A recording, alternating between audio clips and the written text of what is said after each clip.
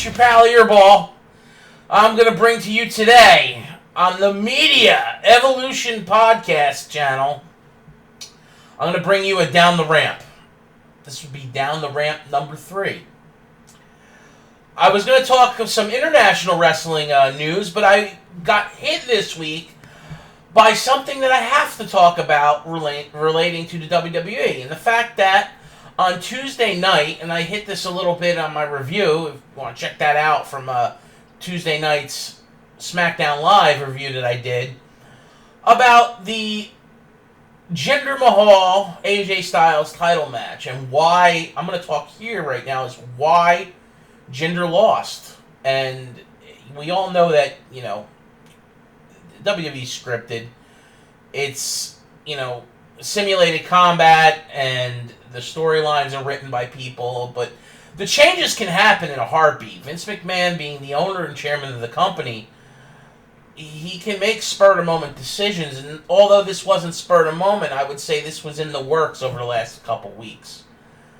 I'm kind of disappointed. I'm not a fan of Jinder per se as to he's the greatest. I was a fan of this quote-unquote, what people on the internet call it as an experiment.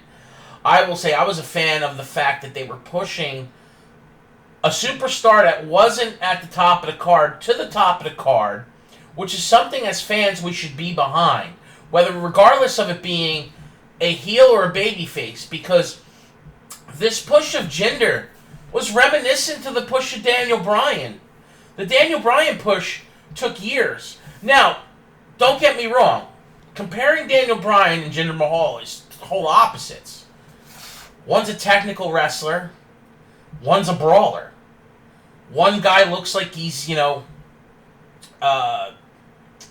definitely more the average-looking man, because Daniel Bryan is, although very fit, he doesn't look like someone who gets accused of steroids. Jinder right now looks like that. I'm not going to accuse him of steroids personally, because I don't know what these guys do behind the scenes. I do know for a fact, taking them from their word, he has reported he's not failed any wellness test, he's not taking any juice, and he's working out and dieting very hard, and that was one of the main reasons that the man got back to the WWE. Is Vince likes big dudes. Vince likes guys that are well over 7 foot. 6 foot. And we all know Vince likes his 7-footers too. But the guys that are over 6 foot, and weigh up to near 300 pounds. Jinder's not that, but he's in the 200s. But he's extremely cut and big, and he's gotten a lot bigger over the last year, and you can tell. Obviously, the man's hitting the weights hard. Obviously, the man's working out a lot. And, a lot of people are quick to point the steroid finger at this guy. Do people point the steroid finger at The Rock? Because Dwayne The Rock Johnson, I saw him live WrestleMania 15. I had him thrown on top of me in the very beginning of that match by Stone Cold Steve Austin. And you can actually go back and see me in the WrestleMania video. He gets thrown right on me. I'm right there pointing the fingers. My friend in the white shirt, my buddy Joe's there. We're lifelong wrestling fans, and we were friggin' livid. We couldn't believe that two of the greatest wrestlers ever, two of the biggest faces in the company at that particular time, during the hype of the Attitude Era, at the pinnacle of the year, which is WrestleMania, on our friggin' lap. The Rock smelled like bananas, and this isn't a joke because he's black. He had that Carnauba banana body oil all over him. Holy shit. He was slimy, and he stunk like banana. But we were into the match. It was a great time. One of the best events I've ever been to, and I've been to concerts and plays and all sorts of stuff. And the WWE sure as hell knows how to throw a WrestleMania. This is back when they were doing them in arenas, not stadiums like they do today. So you had 18,000 people packed into this arena flipping out because that match was insane. Go look at The Rock then. The Rock then, very cut, still lean, in shape. You can see his abs, you can see his muscles. Go look at Dwayne The Rock Johnson today. He's twice as muscular. His veins are popping all over the place. His muscles are huge. He's got more definition than ever. Do you blame him for doing the juice? No. I know from his Twitter feed, he's in the freaking gym every morning at his house, because he's got a gym in his house practically, cranking and banging those freaking weights, is what he says. And then when he's out and about, doing his Hollywood thing, or doing press conferences all around the world, and whatever The Rock does, because The Rock is everywhere, he freaking is at the gym. And when he's not at the gym, he's eating. One major factor with these guys is they eat 2-3 hours a day. Then they eat small portions, but it comes up to The Rock ingests well over 10,000 calories. But if you look at what he eats, because he writes it down, it's been on his Twitter feed, it's all healthy. Jinder's doing the same things. Not exactly the same, but the same things. They're obviously taking supplements. There's tons and tons and tons of supplements. Now, I'm the genetic freak on the opposite side. I'm an obese guy. But I do read stuff. And I know that any type of hormone imbalance from steroids would show more prominent in certain people. So, I won't point the finger directly, but there are things on the market, and I know this for the fact, of trying to fix my hormonal imbalances and stuff like that with my medical problems, is when you're looking at athletes and they're working out and trying to get more longevity out of their athletic lifespan, because we all know they can't do it forever. But by taking supplements, it can help with repair, it can help with rest, it can also improve performance. There's a lot of factors as to why people take this stuff. It isn't just to get big and look like a freaking bodybuilder. Another person who definitely uses supplements, Triple H. Look at Triple H's body change over the last 20 years. If he's taking antibiotic steroids, I think it would be an issue. And I don't think guys like them are taking it, because they know that the adverse effects in the long term. These guys are in their 40s. Jinder's not; he's in his 30s. But The Rock and Triple H, hell, they might be they're near 50 soon. You can't keep doing juice at that age, because it will start to freaking screw you up. Yes, it'll give you muscles, but it affects joints, it affects your cardiovascular system. There's a lot of deterring factors as to why you should not do anabolic steroids or any type of steroids. Now, stuff that they can buy over the counter, like GNCs and other, vitamin shops, are performance enhancers that help them perform. We pay to see these guys perform. Should they or should they not be performing in the best physical condition possible? I freaking laugh at the at the jerks on the internet. I was about to use the A word.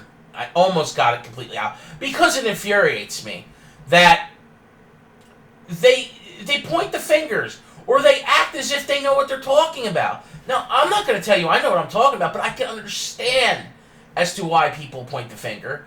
But I can also understand as to why athletes do it.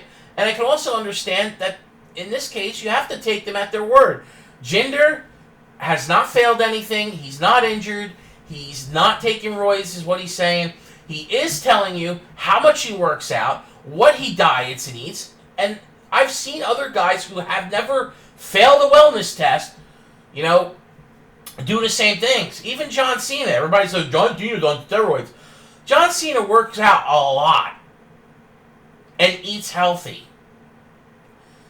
Diet and exercise is a huge factor into getting your body bigger, getting your body cut.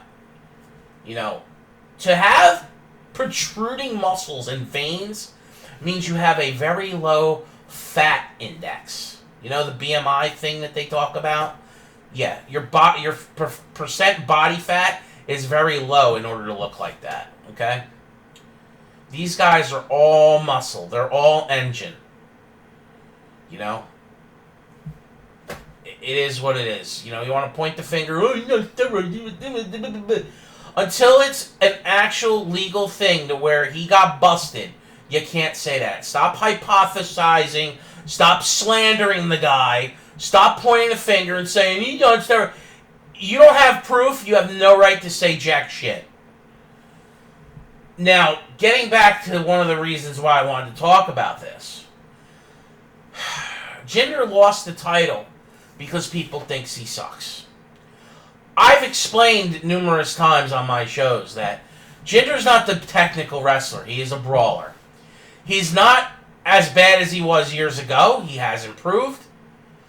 But he's definitely got the physique look of a champion and the whole shtick of being a heel. It works for him. It works well. You know, that old style of, hi, I'm a heel because I'm from a different country and you're stupid Americans, that has been done in the WWE since it was the WWF, when Vince's father owned the damn company. That angle will exist forever. So, I was perfectly fine with that because we have so many tweeners. People that are supposed to be heels, but they're faces because the fans cheer them, but they're not really faces. I call them tweeners. Brock Lesnar is a heel, yet he's more like a tweener because the crowd is always in awe of him. And that's just the way it will always be with Brock Lesnar because he was, you know, he went to MMA, which is a legit sport. Not saying that wrestling's not legit. What I mean legit is it's not predetermined who's winning. You know, that is, you go in there, you fight, and may the best man win. You know, pro wrestling's just unfortunately not like that. But you can still, I can attest from watching pro wrestling for the last 33 years, they put a ton of effort in to perform for us and to give us good shows. Do they give us 5-star matches all the time? No. But today's friggin' society thinks everything needs to be all this showboating, crazy moves in the ring. It does not. There needs to be your technical wrestlers. And then there needs to be your brawlers. And there needs to be your tweaked matches that are done with screwjob finishes by jerky heels. And it's all part of the gimmick. Like the sport for what it is. Stop bashing it because I know what I'm talking about. I'm totally tired of these friggin' people. And I watch a lot of podcasts because now I've started podcasting and talking about wrestling, even though I've been, like I said, 33 years been watching it. I enjoy a lot of the other podcasts, but there's some that I listen to just to hear what they have to say, but I hate their guts. There's a few. They're horrible. There's one guy, he's a freaking sexist. Yet he hasn't got, people seem to flock to him like he's up, but he's got problems with the women's division. And he says it all, some of the things he says is not right. And yet he's got sponsors and other people throwing him money. That's horrible. It appalls me that our society has gotten that decadent into thinking that that's good. It's not. He doesn't even give proper news. His news is like somebody else's news. He steals it from somebody else's website. That's not news. I'm not giving you news. I'm talking about events that happen. There's a difference. There has been a rumor, and I kind of thought this myself personally only because following the business a long time and knowing where it's coming from. The source is now Paul Heyman has been in the back whispering in the ear of Vince McMahon that Brock Lesnar doesn't want to face Jinder. He doesn't want to wrestle against Jinder. He doesn't think Jinder's a big enough star to be put on that stage against him. So they asked for AJ Styles, and AJ's been doing so much for the company. Vince said, you know what, I'm going to give AJ the title again because AJ's definitely a company man. And AJ always has been a company man wherever he's worked. AJ is a great freaking talent. He is absolutely a superstar that you can back as a champion. Take nothing away from AJ Styles. I love AJ Styles. He's freaking great. I'm disappointed that they've let Brock, who is a part-timer, as great as Brock Lesnar is, dictate this match that what I would have booked, he goes against Jinder and loses to Jinder to prop Jinder up more. But they didn't want to do that. I absolutely would have had Brock lose to Jinder. Maybe not a legit pin, or maybe get pinned, or something with the Bolly Boys, friggin' the Singh brothers, interfering or something. Or maybe Paul Heyman screws over Brock finally. Whatever. It doesn't matter. They're not doing that. And to ultimately know that AJ wins the title, thank you, AJ, for all that work you've done to get the title back, to take it off Jinder, who's had it for 6 months. But then to be fed to Lesnar, obviously Lesnar's winning here. I don't see Lesnar coming back for this match to lose when we won't see him again till Royal Rumble, which is in, February? And then again at WrestleMania, where his opponent is scheduled, because they do schedule months in advance where storylines are going to go, that supposedly his WrestleMania opponent, per Vince McMahon, is Roman Reigns, where he's going to drop the title to Roman, and this is going to be like the next year of Roman again, because that's where they want to, steer the company towards Roman being the new John Cena, because there's always been a Hulk Hogan, a Rock, a Steve Austin, John Cena. And now we've got Roman Reigns to be the next polarizing star that WWE wants to lead the company. Whether he's champion all the time or not, no. But he'll be so many time champion that you'll think he's champion all the time. And not saying that there won't be other champions in the company, because look, John Cena had Randy Orton. Randy Orton has a lot of title reigns too. And Randy Orton is a huge talent. There will always be other wrestlers at the top of the card that will be champions here and there. Especially now that there's 2 world titles, basically. You got your Raw world title and you got your, your SmackDown world title. Until they merge the brands into the undisputed champion, there's definitely room for multiple champions. I'm disappointed. I really wanted to see a proper storyline here. A building it. I would have built Jinder up more. Yes, people are pissed. People are angry that Jinder's champion. But isn't that the whole point of him being champion? Indian guy spitting in the face of the Americans who despise him? Seems like it makes sense to me. I would have propped him up more. By beating Lesnar would have been a legit win for him. Because, not saying that beating Randy Orton and beating Shinsuke and beating AJ Styles and John Cena to get to the title, to beat those names meant something, yes. But as world champion, he's only pretty much won through screwing over his opponent. I would have had Jinder beat Lesnar here, because Lesnar's a part-timer. Jinder is not. He's there all the time, barring a major injury. You also would show that the Universal title's maybe not the big title. Maybe it's the WWE title is the title of the company. Especially when Jinder, the heel, has been going on interviews left and right all around the world. He's doing interviews, from what I see on the internet.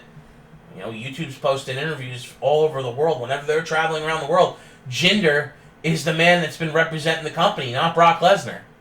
So, I don't tell you. It's disappointing. The writing direction of the creative team for WWE really stinks these days. They could be doing so much more better angles with the superstar talent that they have. The talent pool is so high that sky's the limit right now, but they're choosing to be mediocre at best. And I don't blame the superstars, I blame creative. Yes, Vince, I blame you and the team of stooges that you have under you, who don't have enough balls to call you out on things that are wrong, with the exception of maybe Triple H, who is your son-in-law, your own kids, and maybe Paul Heyman. Because Paul Heyman doesn't care if he gets fired. But, when it comes to... Now, another major subject that I'm looking to talk about today. Why the WWE has not hired this girl is driving me nuts.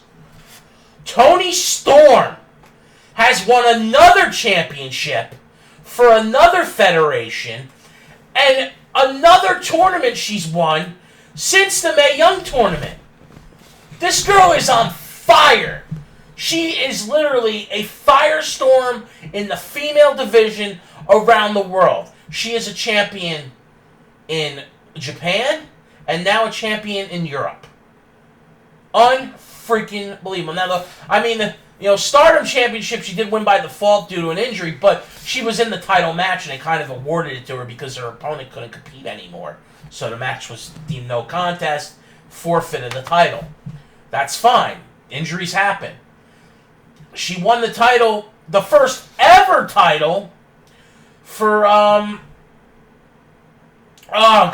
can't I, was it Progress? Yeah, Progress. Over in Europe. I think they're either in Germany or the UK, I'm not too sure. But Progress crowned their first ever women's champion after doing a tournament, and Toni Storm was the winner in a triple threat match, no less, for the title. It was insane. I have never seen an Indies match that freaking good for the women. It was beautiful. Was there some screwed up spots? Sure. But I suggest to you guys, Google or go to YouTube, type in Toni Storm, see these matches that she's having for these world titles and these tournaments that she's winning, and some of her famed matches against the alpha female Jazzy Gabbard and Piper Niven of the Mae Young tournament, which is also, she goes by the name of Viper, and some other former Mae Young competitors that are now part of WWE that have fought Toni Storm in the last year. Toni Storm's rise to prominence this last 12 months is spectacular. Great for business for the women's division. That's awesome. I want to see her in WWE. Why is she not freaking signed? Are they worried that if they sign this girl, that they'll have to push her to the moon as the next Trish Stratus? Okay, good! Because Trish didn't know how to wrestle. This girl already knows how to wrestle. Trish had to learn her craft and hone in on it over several years. And we also then got Lita. Those two had freaking insane matches during the Attitude Era. They were the reason a lot of these girls today are in the ring. And we now have a chance to... Toni Storm reminds me of Shawn Michaels. She's that charismatic. And she's good. And she's got only, 3 or 4 years under her belt? She's 22 just last month. 22 years old. Sky's the limit for this woman. Freaking insane. The matches she could be having already with Paige, who's coming back, by the way, Charlotte, Becky Lynch, Asuka, Natty, Sasha Banks, freaking Bayley. I mean, who on the main roster wouldn't you want to see her against? Because she would make them look better too, because she's that freaking talented. She is going to be in the League of Asuka. And the reason why I tell you that is the girl's been wrestling in Japan. She's been wrestling in Europe. They do things a little differently than over here in North America. And she was trained by Lance Storm. She's a legit competitor. She's been all around the world already. She's a multi-time champion. She's beautiful. She's got years still to play to be a huge factor in this business. Now, that might be one of the reasons why they didn't decide to shell out the money and hire this girl. Or maybe she's under contract with these other feds overseas. I don't know. I'm not her. I do know from the interview she said she was very delighted to be a competitor for WWE. She did do a couple things for them besides the Mae Young Classic, but as of right now, she's not contracted by them. So, we need to petition to get them to sign her. They need to sign her. They even need to sign her friend Piper, because Piper, she might be a big girl. She can go. And I think that is good for the women's division, because there are women at the main roster level and in NXT that aren't as good as these girls. WWE should be... If they want a women's revolution, which they already have, but they want a legit one, the best in the world should be in their freaking company and doing these tournaments and wearing their belts.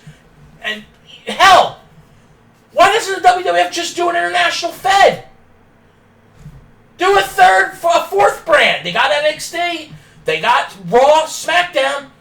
Do WWE International. And they could tour in Japan, India, and Europe. And be on the WWE Network for people to watch, forcing people to get the network.